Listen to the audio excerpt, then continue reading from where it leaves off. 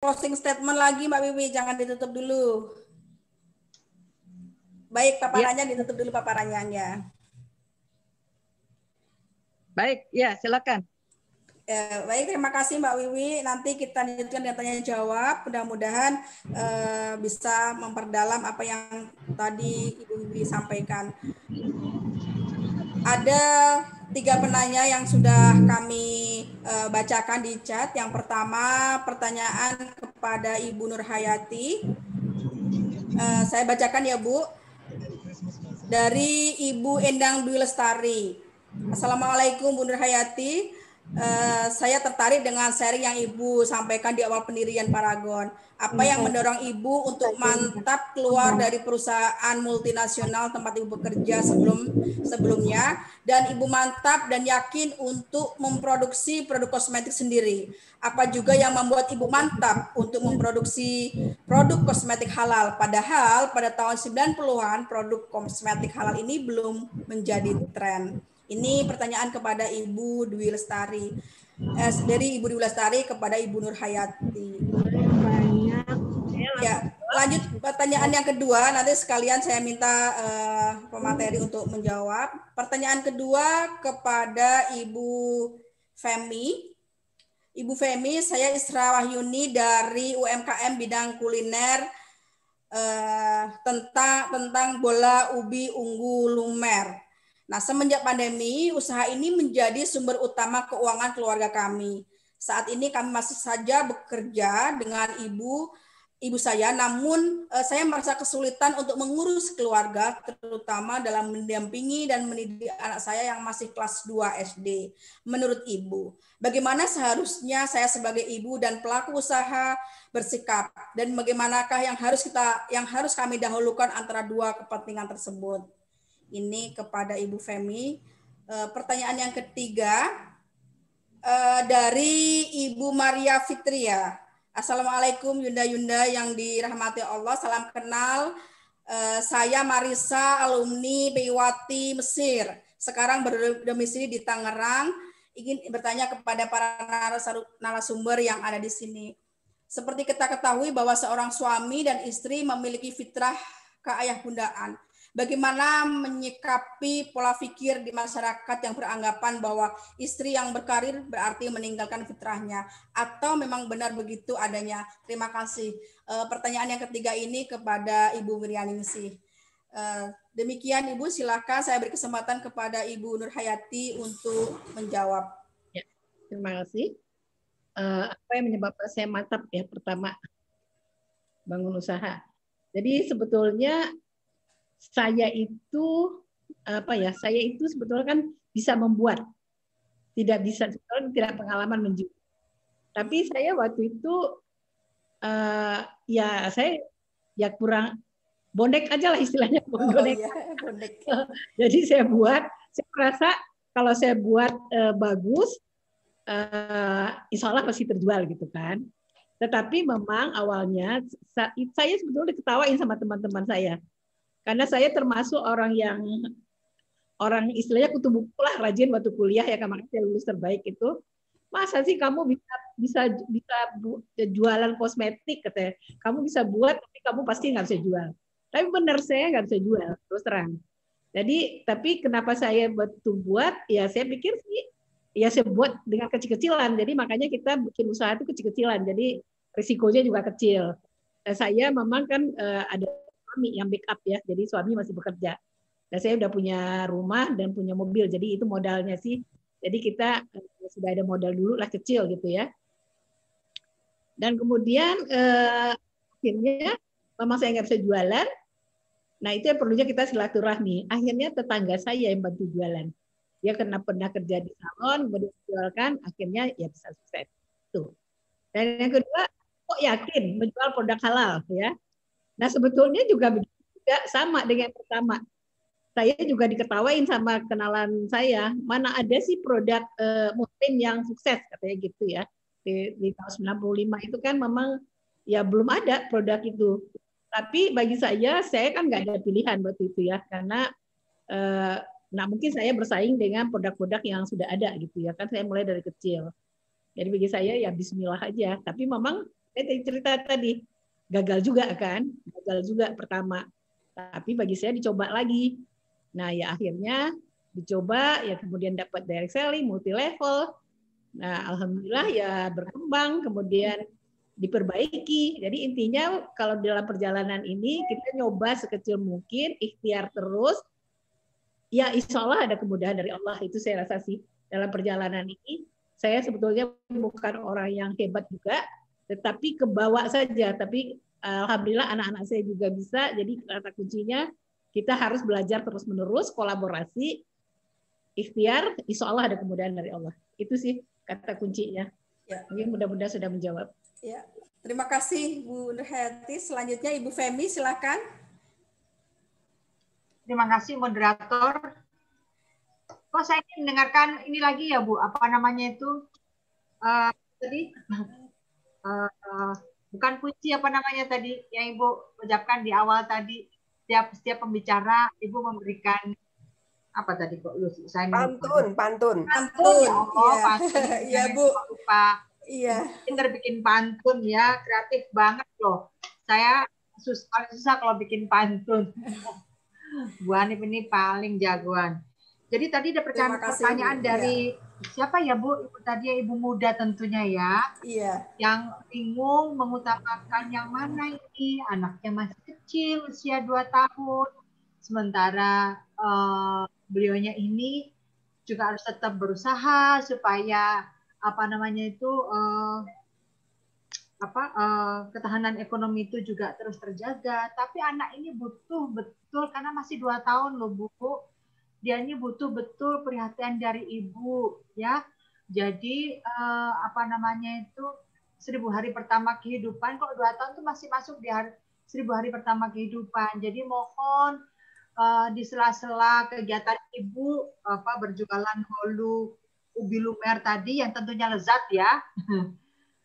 Ibu mesti kalau menurut saya harus berbagi tugas ya. Kalau ada keluarga terdekat, ada suami tentunya ya. Jadi memang harus bagi tugas karena anak ini anak ibu, nggak bisa diwakilkan kepada yang lain. Kalau menggoreng ubi bisa diwakilkan kepada yang lain, tapi kalau menyusui nggak bisa diwakilkan Bu. Kalau dia nangis, dia butuh belayan ibu, dia butuh disayang ya, butuh dipenuhi kebutuhannya karena dia masih 2 tahun. Jadi ketahanan keluarga itu perlu betul dukungan dari orang lain, perlu betul dukungan dari suami, perlu dukungan dari keluarga di rumah, ya. Nah nanti terkait dengan upaya untuk mempertahankan ketahanan ekonomi keluarga, tentunya dengan pembagian tugas yang baik, tentunya itu bisa terwujud. Tapi yang penting menurut saya adalah berbagi tugas antara ibu dan suami. Kalau bapak kan nggak bisa dia memberi kasih sayang seperti ibu, nggak bisa dia menidurkan seperti ibu, nggak bisa dia menyusui. Jadi mohon karena saya seperti peningkatan kualitas anak, jadi anak itu yang lebih dulu ditangani oleh ibu, ya kemudian baru yang lain. Demikian ibu ya, semangat ya, semangat untuk mempertahankan ketahanan keluarga, ketahanan ekonomi juga. Demikian Bu Hanif, terima kasih. Ya, terima kasih Bu Femi. Ibu-ibu sekalian, lanjut pada sesi kedua. Saya ingin membacakan pertanyaan, banyak sekali pertanyaan yang ada di chat. Si antaranya ini dari Ibu Elva Septinawati, pertanyaan kepada Yunda Wiwi. Assalamualaikum Mbak Wiwi, mohon pencerahannya bagaimana caranya agar anak-anak cinta Al-Quran.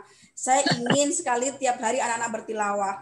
Ada beberapa pertanyaan serupa Mbak Wiwi, bagaimana membiasakan sholat berjamaah di rumah, menghafal Al-Quran dan sebagainya. Ini kepada Bu Wiwi. Terus yang kedua, pertanyaan kepada Ibu Nurhayati. Assalamualaikum Bu Nurhayati, di tengah kompetisi produk make up yang amat bersaing ini, saya kagum justru Ibu melakukan inovasi dan perusahaan Ibu makin berjaya.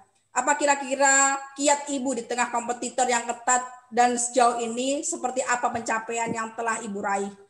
Bagi kami ini akan menjadi hal yang sangat inspiratif. Pertanyaan yang kedua Bu Nurhayati dari Ibu Vivin. Pertanyaannya, mana yang lebih sulit, Bu? Mengelola perusahaan ataukah mengelola rumah tangga? Silakan Ibu untuk dijawab. Ya. Baik, terima kasih banyak. Ini pertanyaannya Ya. biasa ya. Jadi kiat-kiat bersaing ya. Sebetulnya tadi saya ceritakan ya kiat-kiatnya ya bagaimana kita dengan 5 karakter tadi ya. Jadi ketuhanan, kepedulian yang menyebabkan kita semangat, kerendahan hati, ketangguhan. Dan sebetulnya kalau membuat produk di dalam ilmu marketing kan ada marketing mix ya, 4T. Jadi produk yang bagus, price harga bersaing, kemudian promosi ya, kemudian place. Nah, ini bagaimana kita meramuknya. Nah, sekarang sebetulnya promosi itu sudah ada digital ya, jadi bisa lebih mudah. Nah, bagi saya 1P lagi yang penting, pertolongan Allah Subhanahu wa taala. Jadi kalau kita lihat perjalanannya Pak Iwan tadi itu walaupun kami udah ngelewatin pada perusahaan multinasional kami bisa lewati. Apanya kita tuh memang lebih hebat? Enggak juga. Jadi menurut saya kami menemukan momen-momen yang pas gitu ya. Jadi kan tidak ada kejadian tanpa seizin Allah. Jadi maksud saya ya kata kuncinya bagaimana kita ikhtiar semaksimal mungkin, insya Allah ada kemudahan dari Allah. Ya, kita harus yakin itu. Yang kemudian mana yang lebih sulit, mengelola keluarga atau mengelola perusahaan gitu ya? Ya kalau kita ngomong sulit, dua-duanya sama sulit ya. Tapi kalau kita ngomong mudah, dua-duanya mudah. Jadi bagi saya tidak ada yang tidak bisa kita kerjakan. Jadi kita harus optimis, setiap kesulitan insya Allah ada kemudahan.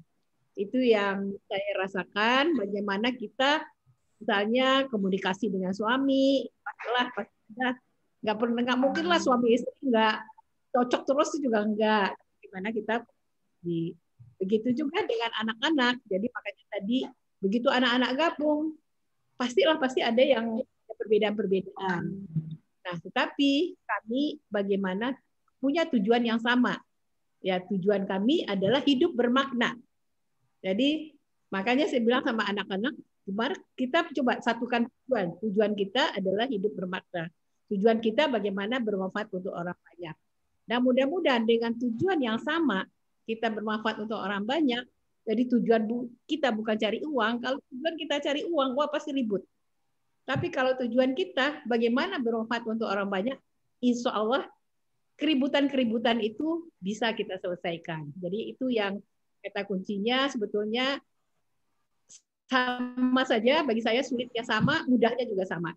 Tapi kita harus yakin setiap kesulitan insya Allah ada kemudahan. Itu mungkin belum bisa jawab. Terima kasih Bu Nur Hayati. Lanjut kepada Mbak Wiwi. Silakan Mbak Wiwi, kiat-kiatnya nih. Ini penting sekali nih buat kita semua, keluarga besar di sini. Silakan. Ada seorang, terima kasih Mbak Hanif. Ya. Dan pertanyaannya bagus, ini juga evaluasi buat saya semua insya Allah. Suara saya kedengaran kan ya Mbak Hanif? Ya, jelas Mbak Wiwi, jelas. Ya, saya hanya ingin mengatakan pengalaman orang-orang sukses di masa lalu.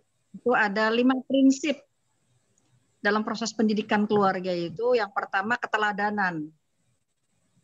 Lisanul hal afsahu min lisani maqala ya. Jadi bahasa perbuatan itu lebih fasih, lebih berpengaruh daripada bahasa kata-kata. Jadi kalau kita menyuruh anak kita sholat, tentu orang tuanya harus memberikan lebih dahulu contoh bagaimana konsisten dalam sholat.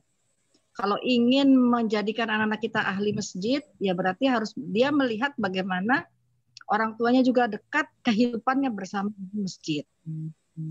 Jika anaknya ingin hafal Quran atau ingin mencintai Al-Quran, maka dia juga harus melihat keteladanan dari orang tuanya dekat dengan Al-Quran.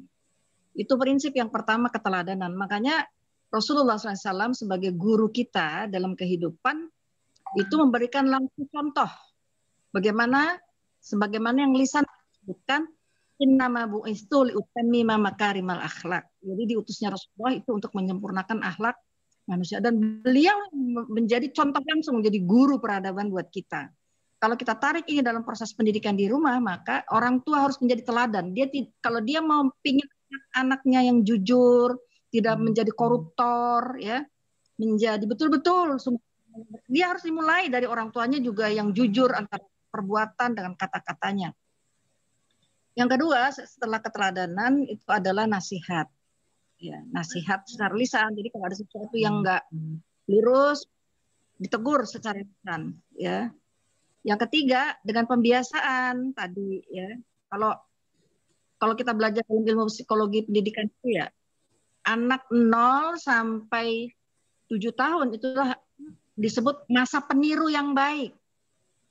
Dia akan merekam, merasa, melihat apa saja yang dia lihat, dia dengar, dia saksikan, dan dia rasa.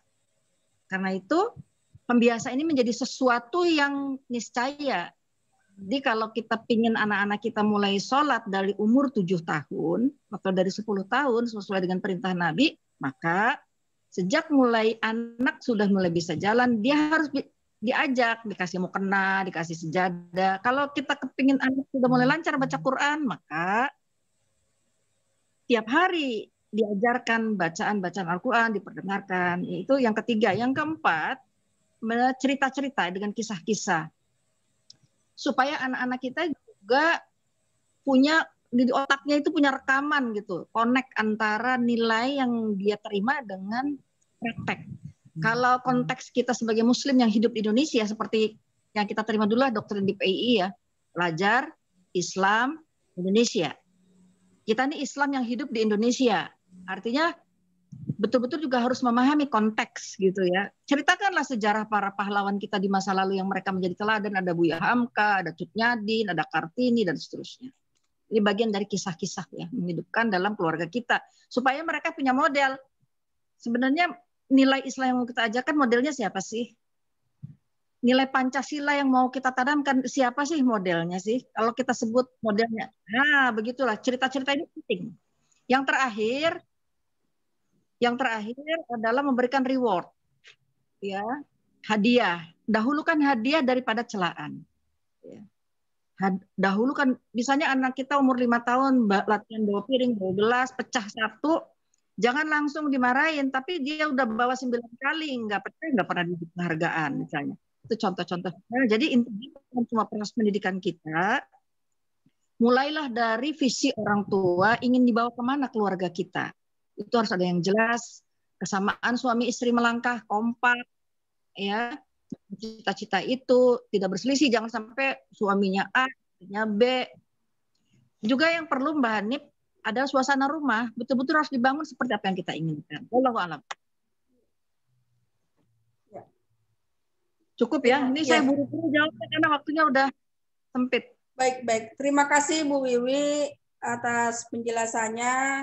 Intinya adalah keteladanan. Kalau ingin anak kita menjadi hafiz, ya orang tuanya dahulu. Anak kita rajin berjamaah, ya orang tuanya dulu. Ada keteladanan yang paling dekat dengan anak di rumah, yaitu orang tuanya. Dari Bu Nur Hayati, intinya buat pelajaran bagi kita semua, kalau merintis usaha, bidang usaha yang akan kita geluti, saya garis bawahi adalah mencari keberkahan, kemanfaatan bagi orang lain, bukan profit oriented. Jadi yang mendasari berkembangnya perusahaan yang Ibu besarkan tadi sampaikan adalah keberkahan yang dicari, bukan semata-mata profit oriented. Terima kasih kepada Ibu Nur Hayati, kepada Ibu Wiryaningsih, kepada Ibu Femi atas kesempatannya sharing informasi, pengetahuan, ilmunya kepada kita semua. Atas waktu dan kesempatannya kami ucapkan terima kasih yang sebesar-besarnya. Mohon maaf, dan karena kami acara ini ada 3 sesi, maka harus berbagi waktu, ketat waktu dengan acara selanjutnya. Sekali lagi terima kasih kepada Mbak Wiwi, terima kasih kepada Ibu Femi, dan terima kasih kepada Ibu Nur Hayati. Terakhir, saya mohon untuk closing statement dari Ibu Nur Hayati, Ibu Femi, dan Ibu Wiryaningsih. Silakan. Ya, terima kasih. Jadi bagi saya, kembali lagi, kalau kita berusaha niatnya harus diluruskan bagaimana kita bermanfaat untuk orang lain. Insya Allah dengan 5 karakter tadi, ketuhanan, kepedulian, kerendahan hati, ketangguhan, inovasi, apapun yang kita hadapi, insya Allah bisa dimudahkan sama Allah. Terima kasih. Assalamualaikum. Terima kasih. Silahkan Ibu Femi. Oh, terima kasih Bu Hanif.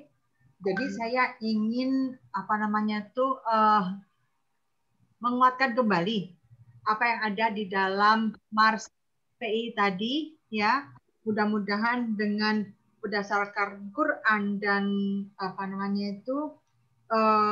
Sunnah Rasul, teman-teman di PII Wati ini siap untuk berjihad menuju adilan makmur dengan mempertahankan keluarga, mempertahankan ketahanan keluarga, khususnya memperhatikan anak-anak, ya, memperhatikan kesehatannya, jangan sampai mereka ini dinomorduakan, baik untuk anak-anak yang masih membutuhkan perhatian 1000 hari pertama kehidupan, anak-anak balita kita, kemudian yang di jenjang pendidikan dasar maupun menengah, bantulah mereka, ya.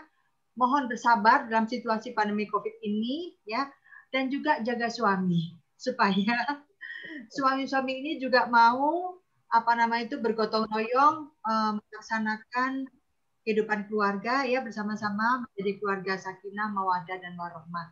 Terima kasih. Amin. Terima kasih Bu Femi. Terakhir Mbak Wiwi, ini Mbak ada 172 alumni Bewati. Silakan pesan-pesannya Mbak bagi kita semua. Silakan Mbak Wiwi, ya. Pesan-pesannya, ya. Bismillahirrahmanirrahim untuk semua aktivis PII yang sekarang berhimpun dalam KBPII, juga kepada Bu Femi ini langsung tune in ya dengan KBPII. Luar biasa banget Bu Femi, subhanallah ya. Saya bangga sama Bu Femi nih, nanti silaturahimnya nyambung ya Bu. Jadi intinya, insya Allah Bu, saya pernah di DPR di Komisi 9 ya 2009-2014. Jadi ya, kepada teman-teman PII Wati yang berhimpun di sini, ada PII Wan juga, saya lihat. Mari kita terus bergandengan tangan menjadi batu bata penting bangunan negara kita. Dimulai dari setiap kita membangun keluarga masing-masing, memiliki daya tahan yang berketahanan, family resilient, ya, ketahanan keluarga. Kenapa? Karena ketahanan keluarga dan ketahanan nasional itu memiliki korelasi yang kuat. Keluarga merupakan terkecil masyarakat. Tidak ada negara jika tidak ada masyarakat. Negara memerlukan situasi dan kondisi yang kondusif demi terselenggaranya kewajiban negara untuk kesejahteraan rakyat. Situasi dan kondusif itu dinamakan ketahanan nasional. Terima kasih untuk KBPII Wati, muslimahnya yang telah mengambil inisiatif acara ini. Terima kasih pantunnya, Mbak Hanif. Sampai jumpa kembali. Ini Ibu Nur Hayati ya, kita terus roadshow insya Allah dalam dakwah dan ekonomi. Iya. Wallahualam. Assalamualaikum warahmatullahi wabarakatuh. Waalaikumsalam warahmatullahi wabarakatuh. Makasih Mbak Wiwi, Mbak Nur, Bu Emi. Terima kasih semuanya. Terima kasih semuanya. Terima kasih. Siap, terima kasih. Siap. Hebat pembicara kita. Alhamdulillah. Masya Allah. Hebat. Alhamdulillah. Ya. Baik, terima kasih Bu Nur, Bu Femi, dan Bu Wiwi. Nanti selanjutnya Badan Otonom Muslimah KBPII akan silaturahim menggali lebih dalam lagi kepada ibu-ibu. Insyaallah. Insyaallah. Iya. Bu Femi, salam kenal dari PII Wati, PII Wati, Bu Femi. Jadi jangan bosan Bu, nanti akan kita datangi. Kalau Bu Nur sama Bu Wiwi sudah biasa ini diganggu sama Muslimah PII Wati. Ya. Salam. Buat Pak Muhajir salam. Iya. Iya. Baik, terima kasih Ibu-ibu. Akhirnya kita pada akhir acara sesi pertama diskusi. Saya akan tidak menyimpulkan, ibu-ibu semua, Bapak Ibu akan sudah mendapatkan secara jelas tadi pemaparan tadi. Saya akan menutup sesi ini dengan pantun. Kayu papan bunga setanggi, irian dikenal cendrawasih. Kapan-kapan kita sambung lagi. Cukup sekian, terima kasih. Billahi taufiq wal hidayah. Assalamualaikum warahmatullahi Moderator wabarakatuh. keren. Mohon maaf apabila ada Ya. kesalahan. Saya kembalikan waktu kepada pembawa acara Ibu Imawati.